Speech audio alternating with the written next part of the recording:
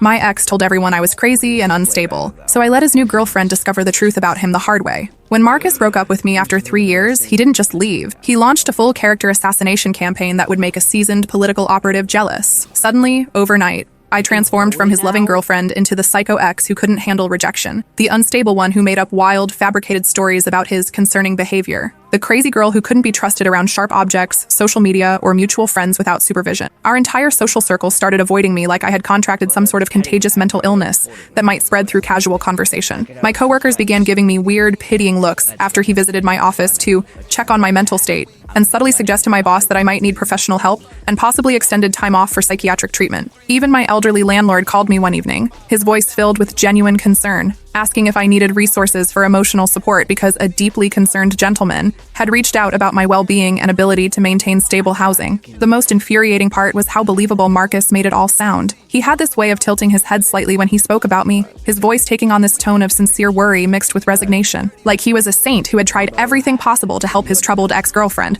But sadly, some people just couldn't be saved from their own destructive tendencies. Marcus was a master manipulator with the polished charm of a seasoned politician, and the calculating, strategic nature of a chess grandmaster planning moves 17 steps ahead. Successful, devastatingly handsome in that generic business magazine way, and convincingly sincere when he needed to be. He painted himself as the deeply concerned ex-boyfriend who just wanted his former girlfriend to get the professional help she desperately needed, while systematically destroying every relationship and support system I had built over the years. Looking back now, I can see how methodically he had isolated me during our relationship. It started small, casual comments about how my friends seemed jealous of our happiness, or how my family didn't really understand our connection. He'd suggest we skip social gatherings because he wanted to spend quality time together, just the two of us. He'd offer to pick me up from work so we could grab dinner, which meant I stopped getting drinks with colleagues. Slowly, gradually, my world became smaller until it revolved entirely around him. When I tried to rebuild those connections after our breakup, I discovered he had already laid the groundwork for my isolation. He'd been having concerned conversations with my friends for months,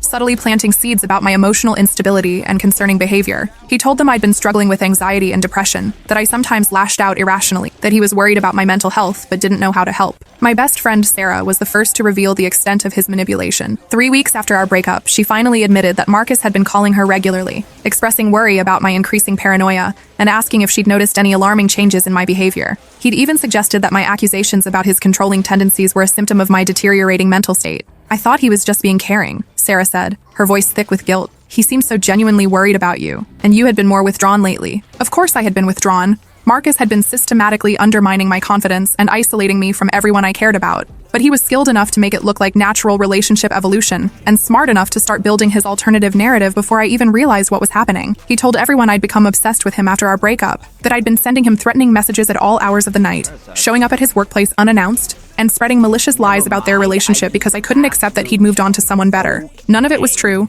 but Marcus had always been extraordinarily persuasive, and people naturally wanted to believe the successful, charming businessman over the allegedly unstable woman. The genius of his approach was how he never directly said I was lying or crazy. Instead, he'd furrow his brow with concern and say things like, "I'm really worried about Emma. She's been struggling since our breakup, and I think she might be having trouble distinguishing between her feelings and reality right now." It sounded so much more credible than calling me a liar outright. 2 months after our breakup, just as I was starting to rebuild my social connections and regain some semblance of emotional equilibrium, he was dating Sophia, a sweet, naive marketing coordinator from his company, 24 years old, fresh out of college with stars in her eyes, and that particular combination of ambition and insecurity that made her perfect prey for someone like Marcus. She was everything I had been 3 years earlier: young, impressionable, eager to please, and completely unprepared for the sophisticated manipulation techniques of a man who had been perfecting his craft for years. She had long blonde hair that she wore in a sleek ponytail, bright blue eyes that lit up whenever she talked about her future, and the kind of optimistic outlook that comes from never having experienced real betrayal. I watched from a careful distance as he love-bombed her exactly the way he'd done with me in the beginning. The expensive flowers delivered to her office with romantic notes that made her colleagues swoon with envy. Surprise vacation bookings to exclusive resorts in Napa Valley and Big Sur. Public declarations of love on social media with carefully curated photos that made their relationship look like a fairy tale. The whole nauseating performance that I'd fallen for completely 3 years earlier when I was young and stupid enough to believe it was genuine affection rather than calculated manipulation. Marcus had a formula, and he followed it religiously. First came the overwhelming attention and affection, what psychologists call love bombing. He'd text constantly throughout the day, send flowers for no reason, plan elaborate surprise dates, and make grand romantic gestures that felt like something out of a movie. He'd tell you that you were different from every other woman he'd ever met, that he'd never felt a connection like this before, that he could see a future together. Then came the gradual isolation. He'd express concern about friends who seemed negative or unsupportive of your relationship. He'd suggest spending weekends together instead of going out with your usual social group. He'd offer to drive you places so you wouldn't have to take public transportation or ask friends for rides. Slowly, your world would shrink until he was at the center of everything. The control came next, disguised as care and concern. He'd want to know where you were going, who you'd be with, what time you'd be home. He'd call it wanting to make sure you were safe, or missing you so much he couldn't bear not knowing when he'd see you again. He'd frame possessiveness as devotion and jealousy as proof of how much he loved you. Finally came the psychological manipulation. He'd undermine your confidence with subtle criticisms disguised as helpful suggestions. He'd gaslight you when you questioned his behavior,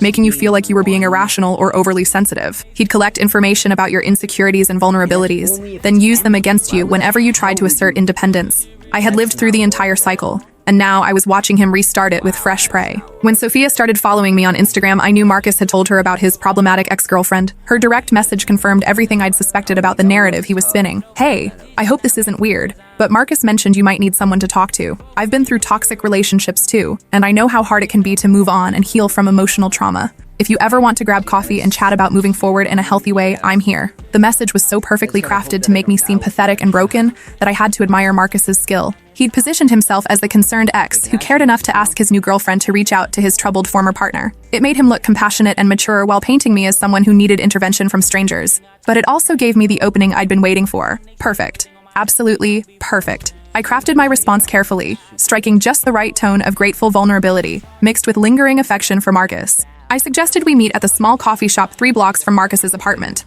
the same place he'd taken me for our first official date 3 years ago, back when I still believed in fairy tales and happy endings. Sophia arrived 15 minutes early, looking nervous but determined to help the poor, unstable woman her wonderful boyfriend was so concerned about. She wore a soft pink sweater and jeans, her hair pulled back in that same sleek ponytail, and she kept checking her phone like she was expecting Marcus to text her encouragement for this charitable mission. Marcus really cares about you, she said earnestly after we'd ordered our drinks, stirring her vanilla latte with the intensity of someone trying to solve world hunger. He talks about you sometimes when he's feeling reflective. He's genuinely worried you're not getting the professional help you need to process the breakup in a healthy way and move forward with your life. I smiled sadly, channeling every acting class I'd ever taken in college and drawing on genuine emotions from the darkest period of my life. He's always been so thoughtful about other people's well-being, such a caring soul. It's one of the things I loved most about him. Tell me, has he given you a key to his place yet? Her face lit up like Christmas morning, and I could see the pride and excitement she felt at reaching this relationship milestone. Actually, yes. Just last week. It felt like such a huge step forward in our relationship. He said he'd never given anyone a key that quickly before, but he trusts me completely and wants me to feel like his home is my home too. That's wonderful, Sophia. I'm so happy for you both. You seem like such a sweet person, and Marcus deserves someone who appreciates him. I'm sure he told you about his home security system? The cameras? She looked confused, her smile faltering slightly as uncertainty crept into her expression. Cameras? What cameras? He never mentioned any kind of security system. Oh, I paused, looking genuinely concerned and slightly uncomfortable, like I'd accidentally revealed something I shouldn't have. Maybe I shouldn't say anything. I don't want to cause problems between you two, especially when you're so happy together and building something beautiful. What cameras? She pressed, leaning forward with growing anxiety and setting down her latte with a slightly trembling hand. I pulled out my phone with apparent reluctance, opening a carefully organized folder I'd never shown anyone else. The screenshots were damning, but I presented them like someone sharing painful evidence rather than springing a trap. Marcus likes to document things. For his protection, he always said. He told me it was because he'd had problems with previous girlfriends making false accusations after breakups, and he wanted to protect himself legally. Her eyes widened as she saw the screenshots I'd taken during our relationship. Timestamps from hidden cameras positioned throughout his apartment, running 24 hours a day. Bedroom, bathroom, living room, kitchen, even the hallway. All recording continuously without the knowledge or consent of anyone who entered his space. This can't be real, she whispered, her hands starting to shake as the implications began to sink in. I found them during our second year together. Tiny cameras hidden everywhere you could imagine. When I confronted him about it, he said I was being paranoid and irrational, that I was imagining things and making up stories because I was jealous and insecure about his past relationships. He made me feel like I was losing my mind. I showed her more evidence. Photos of the microscopic cameras hidden in picture frames, air fresheners, decorative objects, even the smoke detector above his bed, all purchased under Marcus's credit cards, which I'd meticulously documented before he made me return his spare card and accused me of potential financial misconduct. He's been recording you since day one, I said gently, watching her face go pale as understanding dawned. Check your keyring carefully. Is there a small black device attached that you thought was just decorative? Sophia fumbled with her keys with trembling fingers, her face going ashen as she found the tiny recording device attached to her keychain, disguised as a cute little charm he'd given her during their second week of dating, telling her it was a symbol of how much she meant to him.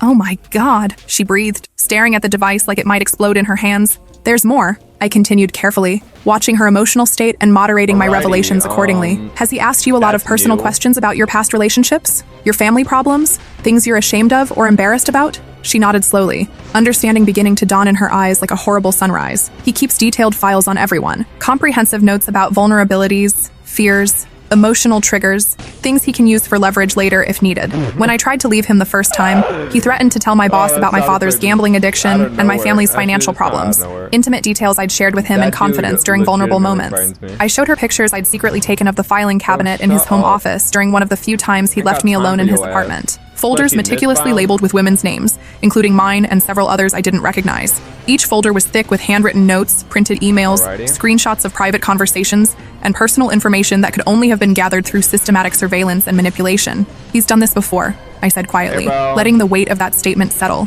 I wasn't his first victim, and you won't be his last. There's a whole system to how he operates refined over years of practice. Sophia was crying now, tears streaming down her face as the full scope of his manipulation and violation became clear. I told all my friends you were making up stories about him. I defended him to my family when they said he seemed controlling and possessive. I called you crazy behind your back and felt sorry for him for having to deal with a psychotic ex-girlfriend. It's not your fault, I said firmly, reaching across the table to squeeze her hand. He's a professional at this. He's had years to perfect his technique, and he's incredibly good at making his victims feel complicit in their own manipulation. The coffee shop was getting busier around us, but our conversation existed in its own bubble of horror and revelation. I could see Sophia processing everything, connecting dots that had been invisible to her just an hour earlier. We need to document everything, she said suddenly, wiping her eyes and straightening her shoulders. If he's doing this to me and he did it to you, he's probably doing it to other women too. Do you have access to his laptop? I asked. She nodded grimly. He gave me the password last week, said he wanted complete transparency between us and that trust was the foundation of any healthy relationship. We drove to Marcus's apartment in her car, my stomach churning with familiar anxiety as we approached the building that had once felt like home, but now represented 3 years of systematic violation and control. He was at his monthly golf game, a standing appointment every Saturday from 2 to 6 p.m. with his business associates, during which he networked and conducted informal business while maintaining his image as a successful, well-connected professional. I knew his schedule better than my own after 3 years of planning my life around his routines and availability. Saturday golf, Wednesday evening squash league, Friday drinks with colleagues, Sunday morning gym sessions. He was predictable in his self-care and social obligations, which made planning this intervention much easier. Using Sophia's key, we entered the apartment that had once been my second home. Everything looked exactly the same. The expensive furniture we'd picked out together during weekend shopping trips, the artwork I'd helped him choose from local galleries, the kitchen where I'd cooked elaborate dinners for his friends and business associates. But now Sophia could see what I'd tried desperately to tell people for months. The cameras were everywhere, and once you knew what to look for, they were impossible to miss. Sophia found his laptop on the desk in his home office, while I located the external hard drives hidden behind books on his shelf. Terabytes of storage containing years of recordings, meticulously organized by date and woman's name. The violation was staggering in its scope and calculation. Jesus Christ, Sophia whispered, staring at the laptop screen with a mixture of horror and fascination. There are hundreds of videos of me sleeping, showering, changing clothes, having private phone conversations with my family. He's been watching everything. Check the folder labeled insurance, I suggested, my own stomach turning as memories of my own discovery flooded back. She clicked and we found audio recordings of private conversations spanning months. Sophia crying to him about her mother's mental health issues and her fears of inherited depression. Me discussing my anxieties about job security and my father's drinking problem. Other women sharing intimate details of childhood trauma, sexual assault, and family dysfunction. Each recording was labeled with clinical precision, dates, times, emotional states, vulnerabilities revealed. It was like a psychological dossier designed to weaponize our most private moments against us. He's been building blackmail material on all of us, I said, feeling sick all over again. Emotional leverage to use if we ever tried to leave or expose him. Sophia was crying harder now, tears streaming down her face as the full scope of his manipulation became clear. I told all my friends you were making up stories about him. I defended him to my family when they said something seemed off about our relationship. I called you a psychotic ex-girlfriend behind your back and felt sorry for him for having to deal with your alleged harassment. Please don't blame yourself, I said firmly. This is exactly what he does. luckily He turns it's his just, victims into accomplices by making them participate in discrediting previous victims. I'm It's back part at of the his system. beginning, We methodically bro. copied everything onto multiple secure drives, working in tense silence as we documented years of Okay. systematic violation. I'm just But a I had little one more tense right revelation now. that would Now ensure we have to Marcus pee, never but, like, I manipulated don't another really woman wanna again. die. Sophia, I need to show you something else, just but it's wanna going to be find really those difficult to guys so I see. can, like, Check his get browser outta here history under already. private browsing. She navigated to his supposedly deleted browsing data, which wasn't actually deleted, just hidden in a folder innocuously marked When Tax boss Documents out too. 2019-2023. I'll fit too. What we found made both of us physically ill. Marcus wasn't just recording women without consent for his own gratification or control. He was selling the content on private forums and specialized websites. Hundreds of videos of intimate moments, Get 'em. labeled with our real names, ages, physical descriptions, and personal information. Shower videos, Get 'em, I bedroom believe in footage, you. private conversations, all packaged and sold to strangers on the internet for profit. He's been profiting off our privacy, I said, feeling nauseated I even though believe I'd in you. suspected this for months after noticing talk about- unexplained income deposits in bank this statements dude. he'd carelessly left visible. We've been his product this entire time. The financial records showed thousands of dollars in payments from various adult websites and private collectors who specialized in voyeuristic content. Alrighty. He'd been running a sophisticated exploitation operation, using his charm and manipulation skills to recruit unwitting victims that who money. became content producers without their knowledge or consent. Sophia stood up abruptly, nearly knocking over the chair and causing the Right laptop back to slide toward- dangerously close to the towards edge the of the merchant's desk. bags. I'm calling the A police long right now. fire went. This is criminal. This is... Wait, I said, grabbing her arm the gently but bathroom, firmly. Let's be multiple places strategic seem to about be this. empty. We need to Okay. document everything properly first, or he'll find a way to destroy the evidence and discredit Oh. us both. Over the next 3 hours, we systematically photographed and copied every piece of Yeah, one evidence of we them could find. scared me. Screenshots of his video collections, ate 'em financial whole. records showing his So I profits killed from them, selling our private and content, not just the email large ones. correspondence with buyers and website administrators, medium ones and and detailed small ones spreadsheets too. tracking That's his the victims and Anakin record. earnings. But the most Pretty bad damning to evidence was his find, personal but I know database, some a survived, comprehensive so here they spreadsheet would tracking eat which us. women had discovered his behavior and how he'd successfully discredited That's them. hacked. My name was at Okay, the top well, of the whatever. neutralized threats list, See you, mate. with detailed notes about his successful character assassination campaign and reputation destruction Oh. protocol. The notes were chillingly clinical. Subject responded to isolation tactics as expected. Social network successfully poisoned against her. Reputation damage sufficient to prevent credible accusations. No further action required. Other women were listed under active management, including Sophia, it. with specific strategies for keeping them compliant, isolated from support I systems, break the piggy and bank? emotionally That'd be funny. dependent. Sophia's entry included notes can. about her insecurities regarding her mother's mental health and her desperate desire to prove she could maintain a stable relationship. Oh, I got my There were money also back. women listed under future targets, can't tell with if he's notes angry about their about that or not. vulnerabilities and the best approaches for recruitment. Some I recognized from his workplace and social circles. Nothing Young, attractive still? women in Okay, subordinate whatever. positions who would be flattered by attention from a successful older man. We copied everything and left the apartment before Marcus returned from golf, making sure to reset everything exactly as we'd found it, so he wouldn't suspect what we'd discovered. That Monday morning, Sophia and I walked into the police station together, buddy. armed with multiple flash drives full of evidence and a Bye. detailed timeline of Marcus's criminal behavior spanning several years. We filed reports for voyeurism, invasion of privacy, distribution of intimate images without my consent, God. stalking, and computer fraud. How The detective violent assigned is to he? our case was Detective Maria Gonzalez, a woman in her 40s with kind eyes and a no-nonsense demeanor who'd clearly seen this type of case before and understood the complexity of that proving money. systematic psychological manipulation. Give me your How many other money. victims do you think there are? She asked, reviewing our evidence with an increasingly grim talk about expression. shiitake. At least No, I 12 don't based want on his shiitake. files, I replied, but probably more who haven't been cataloged yet or who managed to escape before he Outta added here. them to his database. Detective Gonzalez nodded grimly. We'll need to contact every woman They mentioned in must his records. go. This is Oh, going to be a they want complex more case that money. might take months to fully investigate. Within a week, investigators had I kinda like contacted my every current woman setup. mentioned in Marcus's files. The only thing I would 8 want others came different forward is with the similar shield. I don't stories of want the shield manipulation, anymore. secret recording, and systematic Aside from that, discrediting though, when we're they tried to kinda seek out ready or to end their move on. relationships. The pattern was always the same. Intensive love bombing followed by gradual isolation from Okay. support systems, collection of compromising material and personal Where are the vulnerabilities, demons, increasing bro? control and psychological manipulation, and vicious retaliation against anyone who tried to leave or Out here expose him. fighting for my Marcus was life. Where arrested the at his demons office at? on a Thursday morning, led away in handcuffs in front of his colleagues and clients. The local newspaper ran a front-page Okay. story about the prominent businessman charged with multiple counts of voyeurism and exploitation. His company immediately suspended him pending investigation,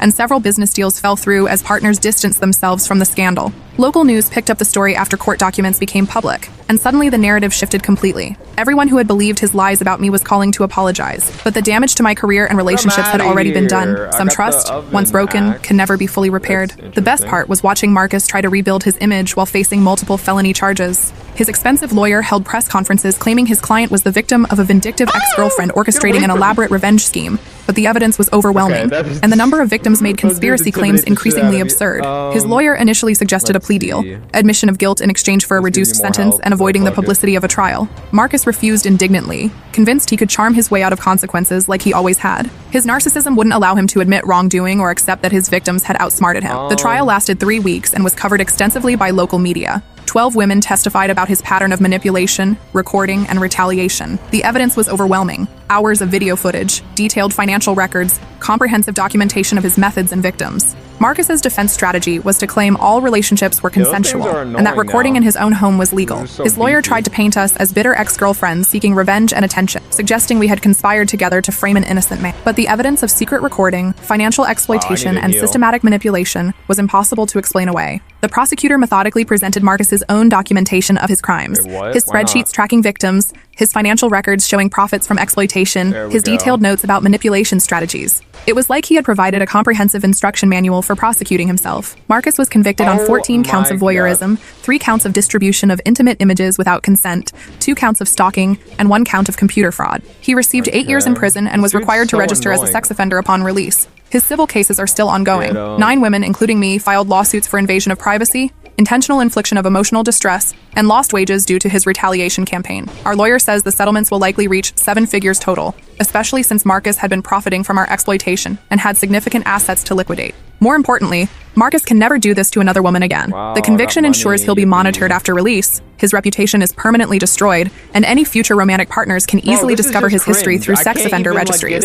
Sophia and I became unlikely friends through this process. She quit her job and moved across the country for a fresh start, but we stay in touch regularly. The experience bonded us in a way that transcended the awful circumstances of how we met. She's in therapy working through the trauma, but she's stronger than she gives herself credit for. Last month, she sent me a photo from her new apartment with her boyfriend, a genuinely kind man who asked permission before posting a couple photo on social media and respects her boundaries completely. He thinks I'm wonderful exactly as I am, she texted. No documentation required. The criminal justice system doesn't always work for women like us. Too often, charismatic manipulators escape consequences while their victims are discredited and silenced. But sometimes when we support each other instead of competing, we can expose the truth and protect future victims. Marcus spent 3 years convincing people I was crazy and unstable. He nearly destroyed my career, my relationships, and my mental health with his calculated lies and systematic manipulation. Now he's the one behind bars, and I'm thriving in ways I never thought possible. Truth has a way of surfacing eventually. Sometimes it just needs the right person to help dig it up. And sometimes the best revenge is simply letting someone else discover what you already knew. The most satisfying part wasn't seeing Marcus get arrested or convicted.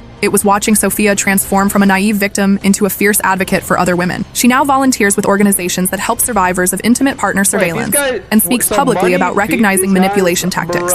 We turned our victimization into power, and that's something Marcus can never take away from us.